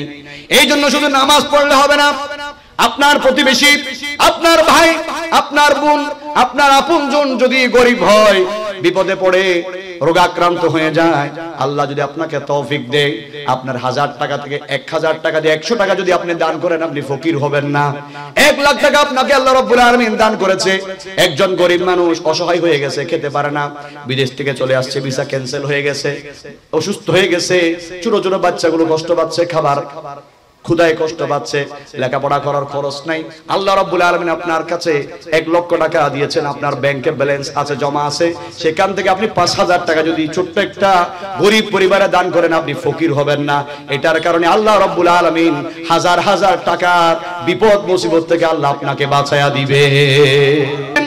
আমার উম্মতরা, নামাজ যে আল্লাহ রাব্বুল আলামিন ফরজ করেছেন, এই নামাজ যারা পড়বে, এই নামাজ যারা প্রতিষ্ঠা করবে, কিয়ামতের দিন আল্লাহ রাব্বুল আলামিন তাদেরকে আল্লাহর জান্নাতের মেহমান বানাবে। রব্বুল আলামিন সূরা মাউনে বলছেন ফালইয়াবুদু রাব্ব হাযাল বাইত, বান্দাদের উচিত তারা যেন এই ঘরের মালিকের ইবাদত করে। এই ঘর মানে কাবা, কাবাকে বলা হয় বাইতুল্লাহ, বাইতুল্লাহ মানে আল্লাহর ঘর। এই ঘরের মালিক কে? কথা বলেন না কে? আল্লাহর নাম নিলে গুনাহ হবে না, সওয়াব হবে। একটু জবান খুলে বলেন আল্লাহ, আর একটু আওয়াজ দিয়ে বলেন আল্লাহ, সুবহানাল্লাহ, আলহামদুলিল্লাহ, লা ইলাহা ইল্লাল্লাহ। এবার জবান খুলে দারাজ কণ্ঠে বলুন আল্লাহু আকবার, আর একটু আওয়াজ দিয়ে বলুন আল্লাহু আকবার। নবীজি সাল্লাল্লাহু আলাইহি ওয়াসাল্লাম বলেন, আমার উম্মতেরা শুনো, আল্লাহ রাব্বুল আলামিন অর্ডার করেছেন তোমরা আল্লাহর ইবাদত করবে। ইবাদতের কারণটা কি? ইবাদত করার কারণ হলো রব্বুল আলামিন বলছেন আল্লাযী আত'আমাহুম মিন জু'ইন ওয়া আমানাহুম মিন খাউফ। আল্লাহর বান্দা আমরা সবাই যখন আমাদের ক্ষুধা লাগে, সকালবেলা ঘুম থেকে উঠলে একটু পরে ক্ষুধা লাগে, নাস্তার খেতে হয় রুটি, ভাজি, মাছ, মাংস, তেহেরি, আটনি, বিরিয়ানি, পান্তাবাদ, কাঁচামরিচ, যা দিয়ে আপনি খান না কেন কিছু একটা খাইতে হবে। আর না খেলে আপনার চা খাওয়া লাগবে, বিস্কিট খাওয়া লাগবে। এগুলো না খেলে বলে আমার পেটের ক্ষুধার যন্ত্রণায় আমি গেলাম, তাড়াতাড়ি আমারে নাস্তা দাও। বেশি ক্ষুধা লাগলে বলে ভাত দাও, আরো বেশি ক্ষুধা লাগলে বলে রুটি দাও, 2-4টা একসাথে দাও। নামাজ আমরা নামাজ পড়ে নিব যথাসময়ে। নামাজ কয়টায়? আমরা নামাজ এখানে পড়ে নিব ইনশাআল্লাহ। আজানও দিবেলি, টেনশন করো হইতো না, আজান নাই গুদ্দিয়া হইতো না, এটা ছোট করে দিল যাবে কেন মসজিদ দেখতো সমস্যা নেই, আর চলাই না আর কতক্ষণ, এই হতাই শেষ করে ফেলে। আল্লাহ তাআলা বলছেন কেন ইবাদত করবে? আল্লাযী আত'আমাহুম মিন জু', যারা ক্ষুধার সময় আল্লাহ রাব্বুল আলামিন তোমাদেরকে খাবার দেয়। ক্ষুধার সময় ফেড়ে বললে হানাতে দহন ডল্লা দিয়ে হদুজুর ঘরে ফুয়ার ফুতুর বউ আছে গরম মেদি অনর ভাবি তারা আছে, তারা না বাত লাদি দেই মত বাদ দিয়ে তারা না দেয়, আল্লাহ হুতুন দে। সন্দেহ আছে? আপনার আমার মা বোন স্ত্রী রান্না করতেছে, আপনি চাল নিয়ে গেছেন আমাদের এখানে মুদির দোকান থেকে, এই চাল কে বানাইছে? প্রধানমন্ত্রী, খাদ্যমন্ত্রী, চেয়ারম্যান মেম্বার, আমেরিকার প্রেসিডেন্ট, দুনিয়ার সব বিজ্ঞানী যদি একত্র হয় ছোট্ট একটা চাল বানাইতে পারবে? ওগো কেঁচামরিচ ইফতারের সময় খাইতে গুদেনে সোনামরিল গছর গছর সবাই পেলাম ওবা হত বা সুগুদি ফানি পড়ে হাতে হাক্কু তো সুগুদি ফানি পড়ে হত বা যে মজা করার দিনভর গালিম ফাংশই দিকে দে কেঁচামরিচ এক মজা, ফুফু করতেও মজা, খাইতেও মজা। কেঁচামরিচ বানাই দেখো না, খনে বানাই দেখো না। ওয়া দুনিয়ার বিজ্ঞানী বিয়াগুন সায়েন্টিস্ট বিয়াগুন গবেষণা করে কেঁচামরিচ বানাইতে পারিব না? আল্লাহ খোদে ইবাই বানাই দে, এবার কেউ বানায় একটু ইতারা বানাইতে পারিব। ওই এটা মেলা টেলার মধ্যে এই দে কেঁচামরিচ, টমেটো, ধনিয়া পাতা, এটা ফুল বিভিন্ন কিছু প্লাস্টিক। এক দাদা বলে নাতির লগে এটা দেখাত দে মানে আপেল খট্টা প্লাস্টিকের আপেল ওদা হদে অনাতি তুন গুলো এর তুই খাইবেলা ওয়াবে খটিয়া হদে 30 টিয়া হদে অবস্থা আছে দে হদে গুলো হাত ধরে ভাই নাতি ও দাদা তুই আপেল মনে হচ্ছে তুমি প্লাস্টিক ইবা খাইতে তেন ই বেশু কইছে সাদারাই উদিবা খাইতে তেন আর ওনারা বানাইলি ইবা খাইতে তেন প্লাস্টিকের কাঁচা মরিচ কারত অনর সিজিত বসো দে আঙ্গুর তোয়া আনু নই ভাই তারা দে আঙ্গুর জুলে রাখে একদিন আমাদের ওয়াতুন তোরা খাবো না হদু দিন প্লাস্টিক দিবে সুন্দর খাইতে প্লাস্টিকে খাইতে পারবো না ওয়া অনেকে জাতিকে বউ সোডা খাইবলি দই গিলি ফেলাই দই এটা ফ্যাট ওভারশো গরম মরিব এই মরে যাবি জানো রে ভাই আটকিয়ে রে তাহলে আল্লাহ বানাই দে খানা আল্লাহর খানা খাইতি কথা হন ঠিক কিনা বিপদত ফুজি মুসিবত ফুজি ফুয়াত তো শুরাই 2-3টা বাজে খান্দের তার দেশি ইঞ্জুরি ডাক্তার বক্তের হাসায় গই ও ডাক্তার হয় তাদের ওষুধ দিও ওষুধ দিয়ে জোলাপ টোলাপ দি 160 ডিগ্রি জ্বর নহমের মা ইন্দি খান্দের বাপ ইন্দি খান্দের ভাই বোন কোন ইন্দি খান্দের হতন বাদা দিকরে তুই যেতে 60টা বাজে ফদর আনে সাত করে জ্বর ফাতো লাগি